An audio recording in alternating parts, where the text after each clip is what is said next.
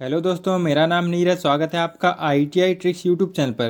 दोस्तों, इस वीडियो में हम ITI फिटर ट्रेड के फर्स्ट ईयर एग्ज़ाम के लिए मोस्ट इंपोर्टेंट क्वेश्चन सॉल्व करेंगे जो आपके एग्ज़ाम में आएंगे ही। दोस्तों, यह क्वेश्चन निम्मी पैटर्न पर आधारित हैं और पिछले सालों के एग्ज़ाम में बार बार रिपीट हुए हैं। इस वीडियो में हम टॉप 20 MCQ सॉल्व करेंगे और इसी तरह आपको डेली वीडियो मिलती रहेगी। तो आप दोस्तों हमारे चैनल को ज़रूर सब्सक्राइब कर लेना। दोस्तों, ऑब्जेक्टिव क्वेश्चन का आंसर जानने से पहले आप अपना आंसर ज़रूर कमेंट में करना और लास्ट में हमें बताना कि आपने 20 में से कितना स्कोर सही किया है। दोस्तों, अगर आपको सभी क्लासों का MCQ का PDF चाहिए है तो आप डिस्क्रिप्शन में दिए गए लिंक से इसे डाउनलोड कर सकते हैं या आप हमें व्हाट्सएप पर मैसेज कर देना, हम आपको PDF सेंड कर देंगे और आपको ITI के फिटर ट्रेड के व्हाट्सएप ग्रुप में भी ऐड कर देंगे। तो चलिए दोस्तों, शुरू करते हैं हमारा वीडियो। पहला क्वेश्चन है, कौन सी गतिविधि ड्रिलिंग करते समय ड्रिल बिट के अत्यधिक घिसना और आवाज़ करने का कारण बनती है? ऑप्शन ए है बहुत तेज़ फीड दर, ऑप्शन बी है बहुत धीमी गति से फीड दर, ऑप्शन सी है अधिक काटने की गति, ऑप्शन डी है बहुत धीमी स्पिंडल गति। दोस्तों, यहाँ पर आपको बताना है कि जब आप ड्रिल करते हैं तो ड्रिल करते समय जो ड्रिल की बिट है वह घिस जाती है और बहुत तेज़ आवाज़ आती है। तो इसका क्या कारण हो सकता है? तो ड्रिल बिट अगर ज़्यादा घिस रही है तो इसका हमारा कारण होता है बहुत धीमी गति से फीड दर है। अगर हम उसमें फीड बहुत कम दे रहे हैं, आराम से वो ड्रिल बिट अंदर जा रही है जॉब के, तो उससे क्या होगा, ड्रिल बिट हमारी घिस जाएगी। तो इसका हमारा ऑप्शन बी राइट हो जाएगा। नेक्स्ट क्वेश्चन है, इंच ग्रेजुएशन के साथ वाले वर्नियर कैलिपर की रीडिंग क्या है? तो यहाँ पर आपको वर्नियर कैलिपर का इमेज दिखाया गया है। यहाँ पर आपको बताना है कि इंच में इसकी कितनी रीडिंग खुली हुई है। तो दोस्तों, आप देख सकते हैं ऊपर यहाँ पर आपको 2, 3, 4 है। ऊपर मैन ग्रेजुएशन आपको दिख रही है इंच वाली, तो 1 इंच तो पूरा पूरा खुला ही हुआ है। और इसके बाद आप देख सकते हैं 4 यहाँ पर आपको दिख रहा है, 2, 3, 4, ठीक है, जीरो वाली लाइन जो मैच कर रही है। तो 4 के बाद एक आधी लाइन और है, तो ये 4.5 तो यहाँ पर ये हो गया। तो 1.45 तो यहाँ पर ये हो गया। और नीचे आप देख सकते हैं आप बर्नियर स्केल पर ये 9वें नंबर की लाइन मैच कर रही है। तो इसका हम कितना आंसर लगा सकते हैं? 1.459। तो इसका हमारा ऑप्शन बी राइट हो जाएगा। नेक्स्ट क्वेश्चन देखते हैं, कॉम्बिनेशन सेट के किस भाग का उपयोग 90 डिग्री और 45 डिग्री के कोण को चिन्हित करने के लिए किया जाता है? तो उसके लिए हम किसका उपयोग करते हैं? वह हमारा होता है स्क्वायर हेड होता है। उससे हम 90 डिग्री को और 45 डिग्री को चिन्हित कर सकते हैं और जांचने में इसका उपयोग कर सकते हैं। तो इसका हमारा ऑप्शन सी राइट हो जाएगा। अगला क्वेश्चन है, एंगल प्लेट में रिप्स क्यों प्रदान किया जाता है? काफ़ी इंपॉर्टेंट सवाल है दोस्तों, बार बार एग्जाम में रिपीट होता है। एंगल प्लेट में रिप्स इसलिए दिए जाते हैं ताकि विकृति को रोका जाए। मतलब जो उसका विस्तार हो जाता है ना, एक्स्ट्रा बढ़ जाती है, थर्मल विस्तार हो जाता है, तो उसको रोकने के लिए, विकृति को रोकने के लिए हम एंगल प्लेट में रिप्स प्रदान करते हैं। तो इसका हमारा ऑप्शन भी राइट हो जाएगा। पांचवा क्वेश्चन है, इस बी ब्लॉक के प्रकार की पहचान करें। यहाँ पर आपको बी ब्लॉक का इमेज दिखाया गया है, आपको बताना है कि कौन से प्रकार का है। दोस्तों, जो बी ब्लॉक हैं वह हम बता सकते हैं इनके ग्रुप के द्वारा कि इसमें कितने ग्रुप हैं और कितने लेवल कटे हुए हैं। उस हिसाब से हम ग्रुप बी ब्लॉक की पहचान करते हैं। तो यहाँ पर आप देख सकते हैं ये हमारा डबल लेवल वाला बी ब्लॉक है। ऊपर और नीचे दोनों साइड इसमें लेवल आपको दिख रहे हैं। ग्रुप आपको एक दिख रहा है, साइड में जो रहता है उसको ग्रुप बोलते हैं। तो ये सिंगल ग्रुप है, तो इसका हम राइट आंसर क्या लगाएंगे? Double level single group B block. Next question है, स्टील की कितनी कार्बन कंटेंट फोर्ज हो सकती है? तो स्टील में कितना कार्बन मिला सकते हैं भाई, आपको बताना है। तो स्टील में दोस्तों हम 1.7% कार्बन मिला सकते हैं, तो वो उसमें इतना फोर्ज हो सकता है, जिसका हमारा ऑप्शन बी राइट हो जाएगा। सातवां क्वेश्चन देखते हैं, कास्ट आयरन में ड्रिलिंग के लिए किस कटिंग फ्लूइड का उपयोग किया जाता है? काफ़ी इंपॉर्टेंट सवाल है दोस्तों, एग्जाम में बार बार आता है ये। तो कास्ट आयरन में हम किसका उपयोग करते हैं? कास्ट आयरन को तो सूखा से लाते हैं दोस्तों, तो इसका हम राइट आंसर लगा सकते हैं ड्राई एयर जेट। तो ये आप काफ़ी इंपॉर्टेंट सवाल है।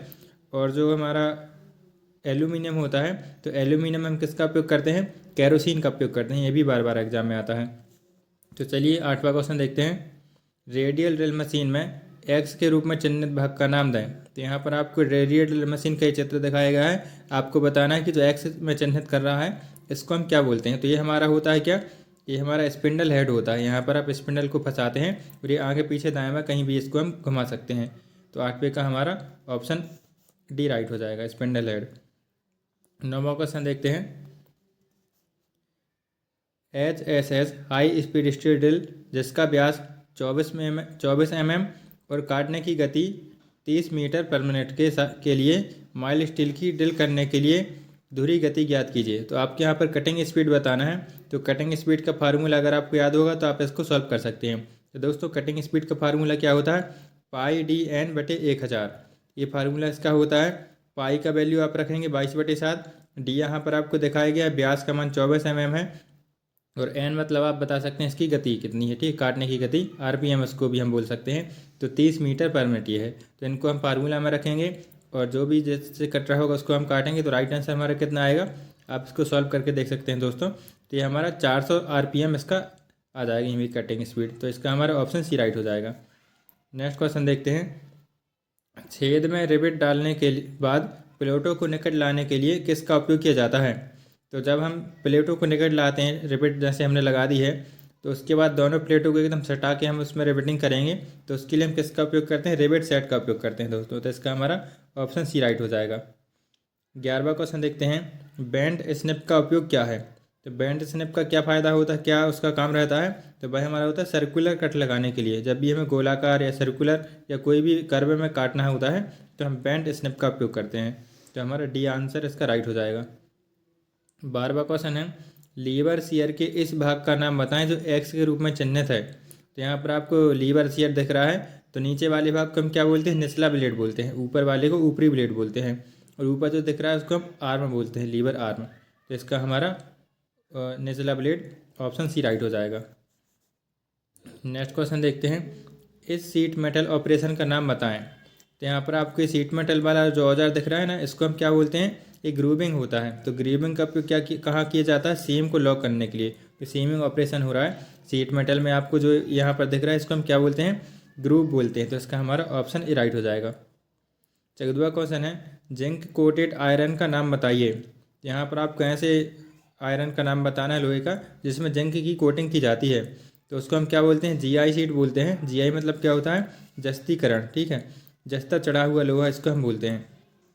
तो इसका हमारा ऑप्शन डी राइट हो जाएगा। 15वां क्वेश्चन देखते हैं। 2000 mm की लंबाई, 500 mm की चौड़ाई, 4 मिलीमीटर की मोटाई और 7.85 ग्राम पर सेंटीमीटर क्यूब के घनत्व वाले स्टील प्लेट की वजन की गणना करें। तो यहाँ पर आपको दोस्तों ये क्वेश्चन पूछे कि वजन यहाँ पर जरूर लिखा हुआ है, लेकिन इसको हम कैसे सॉल्व करेंगे, जो हमारा द्रव्यमान वाला फार्मूला होता है ना, द्रव्यमान बराबर घनत्व बटे आयतन, तो इसका हम फार्मूला लगा देंगे जो द्रव्यमान वाला फार्मूला होता है, तो उससे हम इसका राइट आंसर लगा सकते हैं दोस्तों। तो आयतन कैसे निकालना रहता है, तो आयतन का जो फार्मूला रहता है लंबाई गुणा चौड़ाई गुणा ऊंचाई। तो 2500 और 4 इनका हम जब मल्टीप्लाई करेंगे जो भी आंसर आएगा वही हमारा द्रव्यमान होगा। और यहाँ पर घनत्व इसका दिखाया ही गया है, इसका कितना घनत्व डेंसिटी है, तो इसको हम फार्मूला में सॉल्व करेंगे तो कितना राइट आंसर आएगा, 31.4 kg इसका राइट आंसर आएगा। तो हमारे 15वें का ऑप्शन भी राइट हो जाएगा। नेक्स्ट क्वेश्चन है। जंग और घर्षण के लिए कौन सी शीट धातु अत्यधिक प्रतिरोधी है।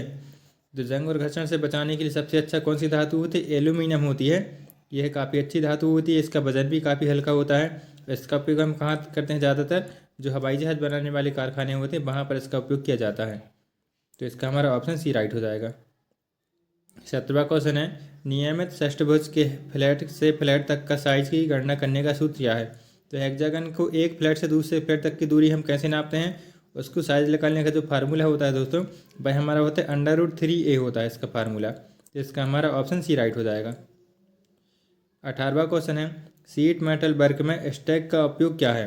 तो सीट मेटल वर्क में हम स्टैक का जो उपयोग करते हैं उसका क्या फ़ायदा होता है, उसको हम बोलते हैं दोस्तों सपोर्टिंग पीस बोलते हैं। ये सपोर्टिंग औजार होता है जो सहारा देने के लिए हम उपयोग करते हैं स्टैक का। अलग अलग प्रकार के स्टैक आते हैं, हैचेट स्टैक आता है, फनल स्टैक आता है, हाफ मून स्टैक आता है। तो ये स्टैक होते हैं, इसका काम सिर्फ रहता है सहारा देना, तो इसको हम सपोर्टिंग औजार बोल सकते हैं। तो 18वें क्वेश्चन का हमारा बी आंसर राइट हो जाएगा। 19वां क्वेश्चन है। सोल्डर की सामग्री क्या है। तो सोल्डर कैसे बनाया जाता है दोस्तों, सोल्डर में जो टिन और लेड हो सकता है या तो फिर कोई एक अकेला धातु भी हो सकता है, तो उसको हम क्या बोल सकते हैं, शुद्ध धातु या मिश्र धातु बोल सकते हैं। तो मिश्र धातु में क्या आता है, सोल्डर में टिन और लेड मिला हुआ है तो उसको मिश्र धातु बोलेंगे। और पीतल से भी बना होता है जो हमारा सोल्डर होता है, तो इसका हमारा ऑप्शन सी राइट हो जाएगा 19वें क्वेश्चन का। देखते हैं दोस्तों लास्ट क्वेश्चन है हमारा। स्टील की सोल्डरिंग के लिए किस फ्लक्स का उपयोग किया जाता है। तो स्टील के लिए हम किसका उपयोग करते हैं, अमोनियम क्लोराइड का उपयोग करते हैं। काफ़ी इंपॉर्टेंट सवाल है, बार बार एग्जाम में रिपीट होता है। सोल्डरिंग के लिए स्टील की किस फ्लक्स का उपयोग किया जाता है, तो भाई अमोनियम क्लोराइड होता है। तो दोस्तों ये हमारे टोटल टॉप 20 क्वेश्चन कंप्लीट हो गए हैं। यहाँ पर आप इसका आंसर की भी देख सकते हैं। और दोस्तों प्लीज़ हमारे चैनल को ज़रूर सब्सक्राइब कर लेना, यहाँ पर आपको इसी तरीके के और भी इंपॉर्टेंट क्वेश्चन मिलते रहेंगे। और दोस्तों अगर आपको इसका PDF चाहिए तो आप हमारे व्हाट्सएप ग्रुप पर ऐड हो जाइए, हम आपको इसका वहाँ पर PDF दे देंगे और हमारे डिस्क्रिप्शन में दी गए लिंक से भी आप इसका PDF डाउनलोड कर सकते हैं। तो चलिए दोस्तों, मिलते हैं अगले वीडियो पर, तब तक के लिए आपका बहुत बहुत धन्यवाद।